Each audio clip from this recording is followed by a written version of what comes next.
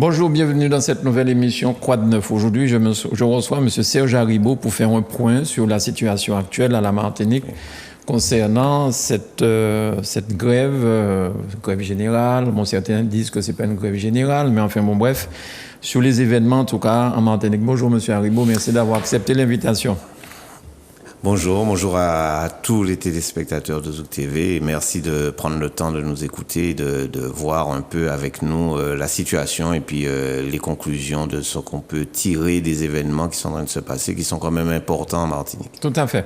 Alors déjà, M. Haribo, on a été surpris un petit peu par la sortie du ministre avant de venir aux Antilles, où il parlait d'autonomie.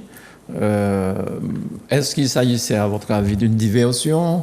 Est-ce que la France veut lâcher les Antilles? Enfin, comment vous avez analysé ça? Et est-ce que lors de son passage ici en Martinique, il vous en aurait parlé en dehors de la presse?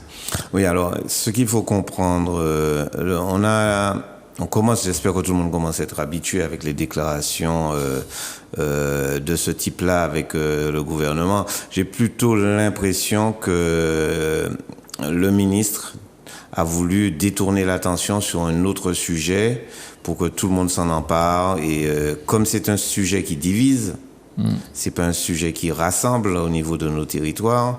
Donc nécessairement avoir voulu et avoir tenté de fragiliser encore plus ce qui peut nous rassembler ici et nous permettre de nous diviser un peu plus. D'autant plus qu'il est passé en Guadeloupe. Oui.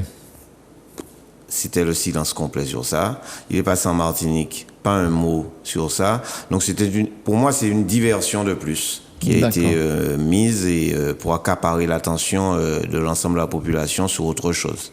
Alors, lorsqu'il est venu à la Martinique, est-ce que vous avez eu des avancées? Est-ce qu'il a fait des propositions? Est-ce qu'il a compris vos demandes? Et est-ce qu'il semble y accorder de l'importance?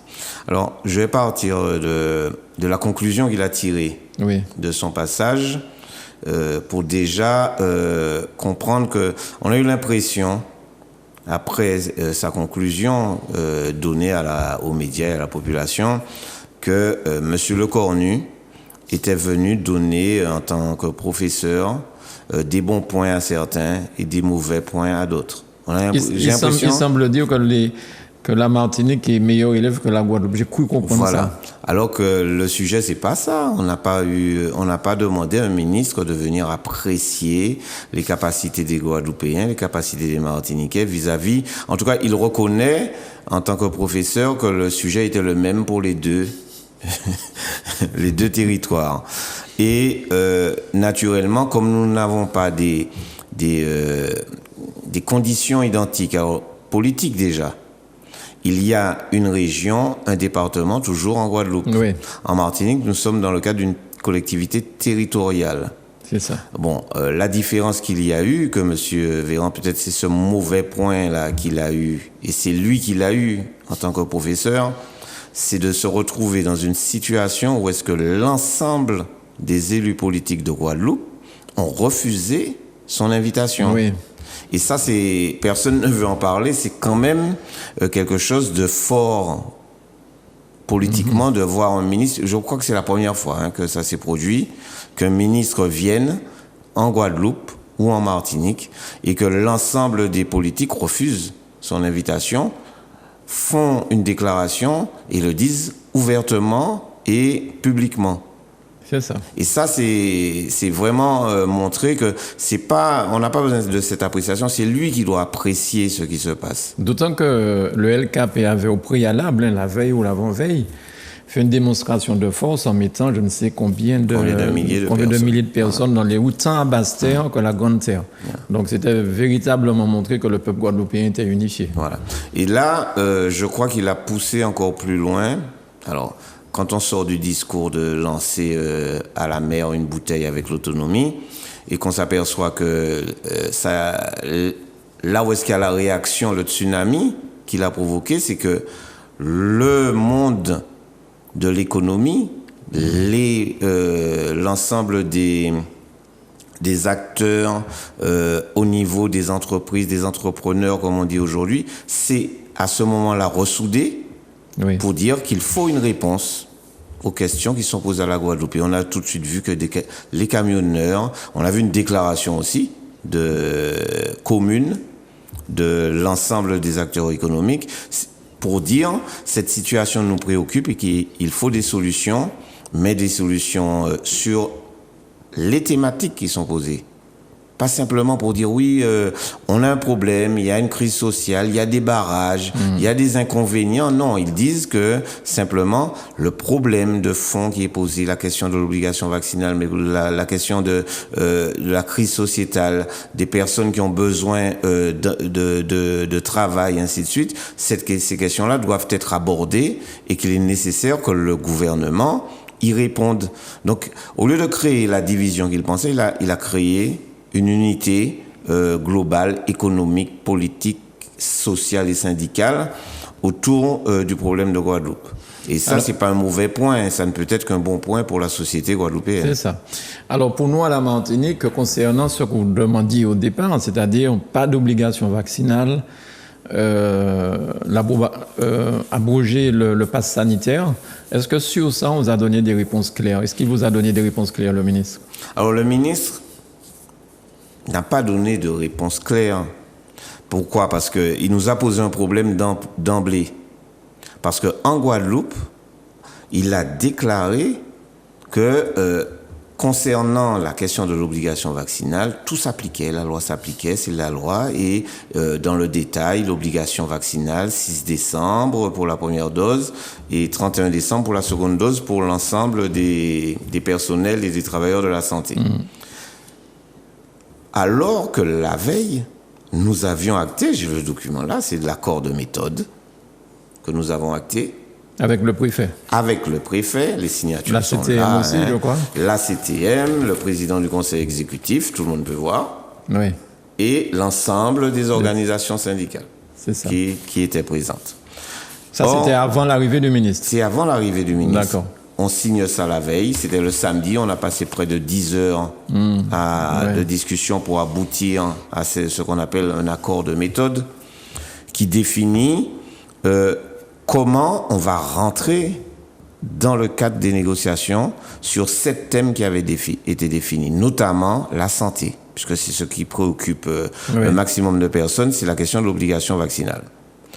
Et on avait bien indiqué, l'atelier santé devra examiner tous les enjeux de l'obligation vaccinale. Et pas simplement les termes de la loi qui a été mise en place et qui prévoit l'obligation vaccinale.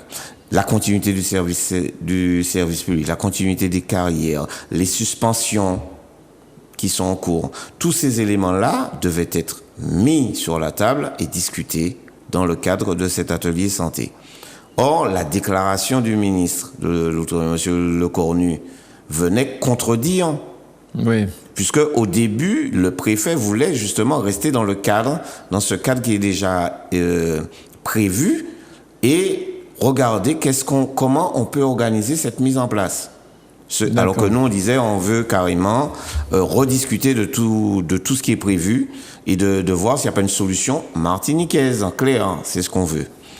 Une solution martiniquaise qui n'est pas une solution d'obligation, mais une solution de protection sanitaire. Et là, on rentre dans un champ qui est totalement différent que la politique qui est mise en œuvre et de la volonté d'obligation pour venir à une organisation sanitaire de protection et de prévention vis-à-vis du virus, avec des éléments que nous comptons apporter au débat. On est dans un schéma totalement différent. Alors, le ministre a fait, si vous voulez, marche arrière par rapport à ces déclarations en disant qu'il n'y a pas de tabou, qu'on pourra discuter, et il s'est avancé en disant que oui, on peut rentrer dans le cadre de l'adaptation de la loi. Et donc nous, on a pensé tout de suite à ce qu'il ouvrait comme porte.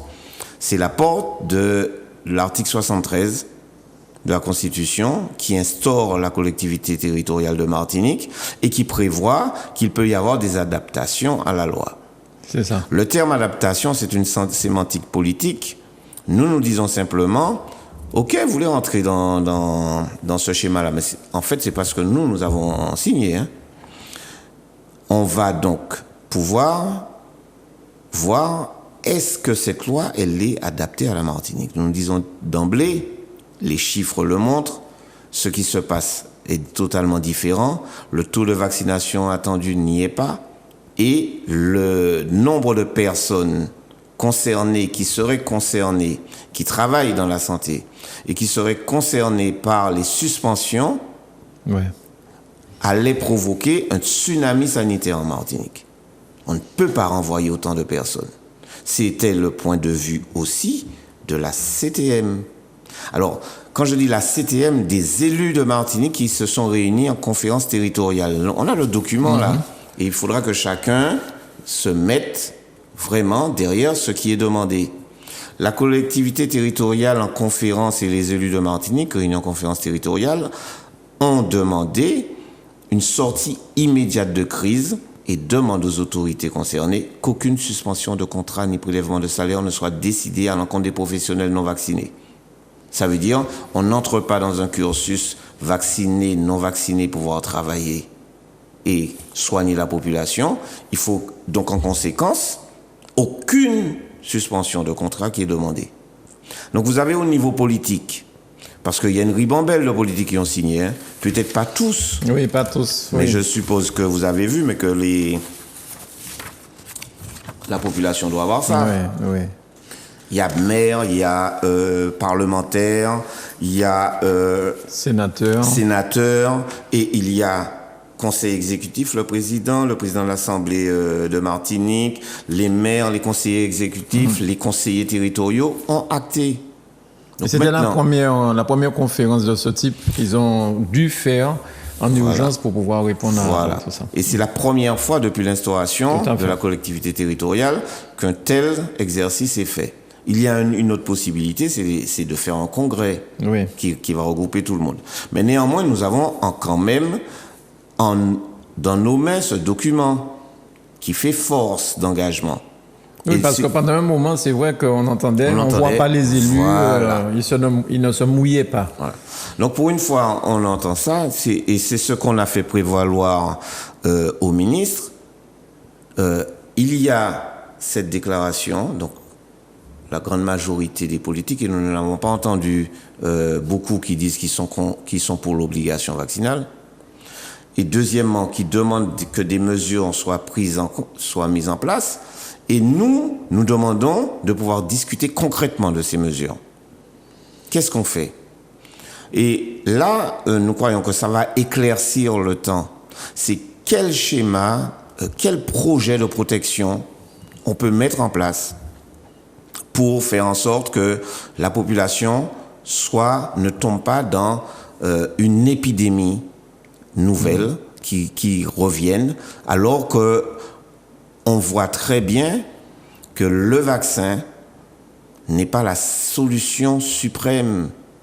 Là, l'État français a une difficulté, son ministre est absent, son premier ministre est absent, doublement vacciné, contaminant. Et là, il y a une question qui se pose. On nous dit que c'est sa fille qui l'a contaminé.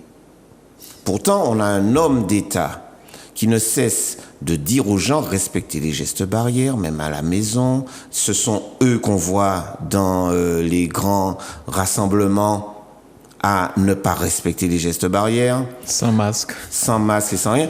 Y compris le président de la République, le premier représentant de l'État, qu'on a vu avec des footballeurs, avec des entraîneurs. Au Congrès des maires aussi. Au Congrès des maires aussi. Donc là, il y a une difficulté de compréhension. Nous disons non, il faut revenir aux bases essentielles. On a bien retenu que pour voyager maintenant, je sais pas, il me semble que je l'avais répété lors de la dernière fois qu'on s'est vu, qu'il faut faire des tests. Oui, dans toutes les émissions, on l'a toujours répété. Voilà. Et apparemment, ils l'ont acté. On l'a acté. Voilà. Alors, il faut se poser la question, pourquoi on l'a acté? Pourquoi, comme ça, on a vu apparaître une décision qui impose aujourd'hui de devoir faire des tests? Est-ce que pour vous, ça veut dire donc que le vaccin ne protège pas totalement? On peut être contaminé et être contaminant. Et contaminant. Et surtout, qu'on constate que la 5e vague qu'on nous promettait en Martinique et qu'on essaye de faire en sorte qu'elle n'arrive pas, nous, elle est déjà en route Oui. sur le territoire hexagonal. Et ce qui veut dire que c'est pour ça qu'on protège maintenant. Pour ça qu'on voit qu'il y aura un problème si on continue à fonctionner comme ça. On a perdu du temps, on ne nous a pas écoutés, mais aujourd'hui, nous voyons... Donc c'est l'ouverture que nous souhaitons, y compris en interne. C'est-à-dire on rentre dans un établissement, on peut très bien se tester. On va au travail, on peut très bien se tester. Donc on comprend très bien aussi que la collectivité territoriale demande que la gratuité des tests, ce que nous demandons aussi. Parce que si on veut que la population se protège, il faut aussi qu'elle puisse le faire. Et tout le monde comprendra maintenant notre mot d'ordre de dire non à l'obligation vaccinale. Tout le monde comprendra aussi que vous êtes vacciné ou pas, il faudra vous tester. Il faudra le faire. Il faudra qu'on aille dans ce sens-là. C'est une protection globale de l'ensemble de la société. Il faut revenir à la gratuité des tests. Gratuité des tests. Parce qu'apparemment, depuis qu'ils l'ont supprimé, ils ont constaté qu'une forte baisse de personnes allant se faire tester. Voilà. Donc maintenant, quel type de test, ainsi de suite, on aura discuté de tout ça dans l'atelier. Et c'est, en autre sens, l'intérêt qu'il y a eu, c'est de remettre en place le champ des discussions que nous aurons au niveau de la santé. Alors, qui est-ce qui fera partie de cet atelier? Alors, dans cet atelier, il y aura les représentants de l'État, que sont l'ARS, les centres hospitaliers, les établissements, les représentants. Il y aura des représentants de la CTM et de l'exécutif et de l'Assemblée, et un maire. D'accord. Qui devra participer dans cette réunion. Et naturellement, des représentants de l'intersyndicale. Donc ça va nous donner, dans ces objectifs-là, la possibilité de rentrer vraiment en discussion. Et vous avez combien de temps pour que ces ateliers-là se tiennent et combien de temps ils vont durer? Ces ateliers? Les ateliers n'ont pas eu... dans l'accord, nous n'avons pas fixé de limite dans le temps. On a simplement dit qu'on devait, si on avait commencé en début de semaine comme ça devait être, on aurait dû se voir ce vendredi, donc demain, le 3 décembre, en plénière, comme on dit, pour faire le point sur l'ensemble des avancées de chaque thème. Mais il me semble qu'on ne fait que commencer depuis hier. Donc ça va reprendre son rythme de croisière aujourd'hui et demain. Et je pense que c'est fin de semaine prochaine qu'on aura déjà un premier bilan objectif des avancées dans chaque thématique. Puisqu'il y a 7 thématiques. J'ai entendu des représentants du syndicat dire qu'ils souhaitaient que tout le monde participe à tous les ateliers et que le préfet a semblé vouloir disséminer un petit peu les différents ateliers, alors qu'eux, ils souhaitaient participer à tous les ateliers. Alors, les lieux de réunion ils sont pas tous au même endroit, ces ateliers. Vous avez des ateliers qui se font en préfecture, d'autres à la CTM, d'autres dans les directions spécifiques, telles que la DEAL pour le transport, la direction maritime pour la pêche. Après, c'est la composition de la délégation intersyndicale sera adaptée au thème. Ça, c'est une question qui est certaine. Pour le chlordécone, il y aura une délégation adaptée parce que nous avons le droit quand même d'emmener des spécialistes, des personnes qui sont connaissantes dans ces domaines, qui vont venir intervenir avec, naturellement, l'intersyndicale. Pour la jeunesse, il en sera de même. On ne pourra pas parler de la jeunesse s'il n'y en a pas des jeunes qui accompagnent la délégation intersyndicale. Ce serait complètement anormal. Et concernant la chlordécone, il y a une avancée puisque il semblerait qu'avant la fin de l'année, les cancers dus à cette chlordécone seront considérés comme maladie de travail. Oui, alors c'est une annonce qui est passée un peu inaperçue parce que tout le monde est sur l'obligation vaccinale. Le ministre, par contre, a réaffirmé qu'avant la fin du mois de décembre, le décret sera applicable. Oui. C'est-à-dire que le décret va sortir et il y aura la possibilité, donc on ne sera plus dans l'incertitude et nous espérons... C'est une avancée, ça. C'est une avancée, nous espérons qu'elle était attendue. Alors, certains pensaient que c'était... Pourquoi vous demandez ça? C'est déjà acté. Mais oui, mais il faut qu'il y ait les textes qui sortent et que les textes soient véritablement applicables. Donc ça c'est quelque chose qu'on attend, puisqu'il reste 4 semaines, disons, avant que l'année soit vraiment terminée au niveau opérationnel de sortie de décret et que l'on ait concrètement ce décret et qu'il soit, dans le cadre du chlordécone, une avancée pour les maladies professionnelles. Alors, il semblerait que le ministre Lecornu, ministre des Outre-mer, va revenir ces jours-ci, enfin... Vous avez entendu parler de ça ou bien c'est encore une annonce? C'est comme les alizés, on entend le vent souffler, mais quelquefois le vent change de sens. Les marins connaissent ça bien.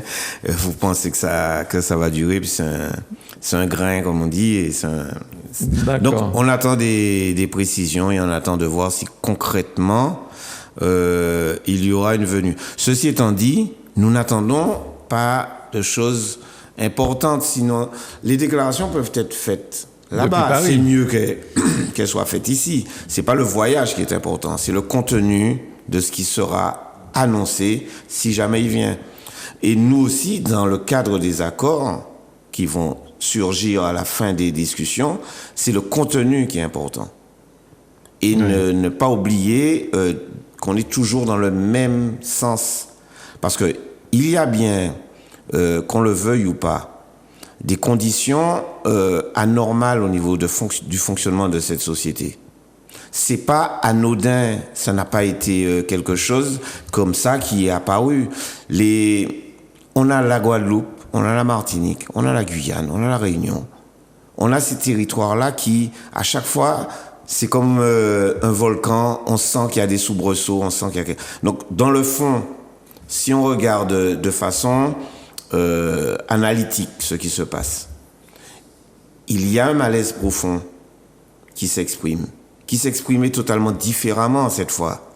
Et au-delà de ce qu'on peut apporter comme critique, au-delà de ce qu'on peut voir, mais ce qui s'est produit là, de voir que la population s'accapare de ce problème d'une façon, par exemple, c'est les barrages qui se font dans les ronds-points. Moi, je dis simplement aux gens, imaginez que vous êtes en train de faire abstraction de ce que vous avez vécu avant. Mm-hmm. On était arrêté par la police pour montrer un document de sortie. On était bien bloqué à certains moments, on ne devait pas aller plus de 1 kilomètre. On oublie très vite. Donc, on avait une pression qui était donnée sous une autre forme. Mais on était contraint dans nos déplacements. Il faut faire très attention. Bon. Donc là, maintenant, la contrainte, elle est plus visible, elle est humaine. Ce ne sont pas des policiers qui vous arrêtent, c'est pas un préfet qui vous dit couvre-feu. Il y a eu une rébellion et que tout le monde n'a pas bien compris. Il y a une rébellion vis-à-vis du couvre-feu. Les gens restaient dehors la nuit. Tout à fait. Au-delà des horaires. Il y a eu cet effet aussi à comprendre que des problèmes qui sont posés. On n'a pas que des voyous. Et d'ailleurs, ce matin, la déclaration de M. Lecornu, ça c'est son objectif peut-être, de dire que il y a un barrage au port, il y a des syndicats, c'est un droit, le droit de grève qu'il reconnaît, c'est constitutionnel, on ne cesse de le répéter. On a le droit de manifester, on a le droit de contester, et se faire gazer au petit matin ne correspond pas, et j'espère que sa déclaration veut bien dire cela. Ça ne correspond pas à ce que la République devrait mettre en œuvre. Parce que lorsqu'on pose des problèmes fondamentaux qui sont liés à la Constitution, on l'a déjà dit plusieurs fois concernant les libertés, on ne peut pas empêcher les gens de manifester leur désapprobation. Maintenant, la forme peut donner, sous certains aspects, poser des difficultés. Mais il n'a jamais été demandé qu'il y ait une demande d'argent pour pouvoir circuler en Martinique de la part d'un intersyndical. Alors à ce propos, est-ce qu'il y a des barrages encore à certains endroits où tous les barrages sont levés? Non, tous les barrages ne sont pas levés. Il y a encore des barrages. Alors, quand on dit, on entend, oui, il y aura une souplesse, il faut qu'on aille dans le sens de l'apaisement. Il est écrit dans l'accord de méthode. Conscient de la nécessité de l'apaisement, les parties s'accordent pour fixer les modalités opérationnelles des échanges. On n'a pas dit les modalités de levée des barrages. Qu'on s'entende bien. On a bien regardé ce qui était écrit dans l'accord. Il y avait des phrases qui demandaient, par exemple, la levée des barrages. Ça a été enlevé de commun accord entre les signataires. Il ne faut pas que les gens pensent que... Alors, le préfet, le président du conseil exécutif, l'intersyndical ont acté. On n'a pas acté de conditions de mobilisation et de levée des barrages. Maintenant, les souplesses qui sont annoncées, souvent, sont traduites par des interventions de police comme hier soir à Mao. C'est pas ça. Alors, on ne laisse même pas ceux qui se mobilisent, l'intersyndical, mettre en œuvre ce qu'ils annoncent la veille, même pas la veille, quelques heures avant, pour constater qu'on veut montrer que c'est avec la force, avec la répression qu'on résout le problème. L'objectif du ministre, c'est de dire « j'ai levé l'ensemble des barrages ». C'est pas ça qui est demandé. L'objectif qui est demandé, et que tout un chacun de la population comprenne bien, c'est que cette thématique-là aboutisse sur des solutions aux problèmes posés. Si on n'aboutit pas aux solutions, vous aurez dans quelques années encore des soubresauts. Le volcan va encore se remuer, le volcan social, et il va émerger peut-être de façon beaucoup plus violente. 2009, c'était il y a à peu près une dizaine d'années. Une dizaine d'années. Et aujourd'hui, nous sommes en 2021, donc voilà. Encore dans 10 ans. Eh bien, Monsieur Haribo, merci beaucoup d'avoir donné ces explications. Donc, les barrages, il n'est pas dit que les barrages doivent être levés, mais vous allez les assouplir en fonction de certaines choses. C'est-à-dire que la mobilisation, elle est multiforme. On n'est pas parti sur un préavis de grève en indiquant nous allons faire des barrages, nous allons barrer. Par contre, nous avons dit que nous allons nous mobiliser pour aboutir à des solutions. C'est à notre niveau, et nous n'avons pas donné de mot d'ordre à nos mandants de lever de barrage. Il faut que ça soit clair pour tout le monde. L'assouplissement qui a été donné, c'est par rapport à la réalité du terrain. Il y a beaucoup trop de stations-service qui ne peuvent plus approvisionner en essence, quel que soit le type de carburant. Et nous avons sur le terrain des professionnels qui doivent pouvoir fonctionner. En premier lieu, les professionnels de santé qui vont à domicile, qui doivent pouvoir avoir des moyens de locomotion pour pouvoir se déplacer. Nous avons toute une structuration au niveau de la population qui a quand même besoin d'aller en visite médicale, de se déplacer, d'aller faire ses courses. Nous n'avons jamais empêché cela. Et ce n'est pas notre intention de faire en sorte que l'on contraigne la population à l'extrême. Et que l'on se comprenne bien, nous n'avons pas eu pour objectif d'empêcher qui que ce soit de pouvoir circuler. L'objectif, ce sont les thématiques, la santé, la jeunesse, la vie chère, la pêche, ainsi de suite, et principalement, ce qui concerne tout le monde, l'obligation vaccinale et le pass sanitaire. Merci beaucoup, M. Haribo, d'être venu à Zouk Télévision. Merci à vous de nous avoir suivis. Merci, Manuela. Et nous ferons un autre point à la fin des ateliers, j'espère, assez rapidement. J'espère aussi. Très bien, merci beaucoup. À bientôt. À bientôt. Au revoir.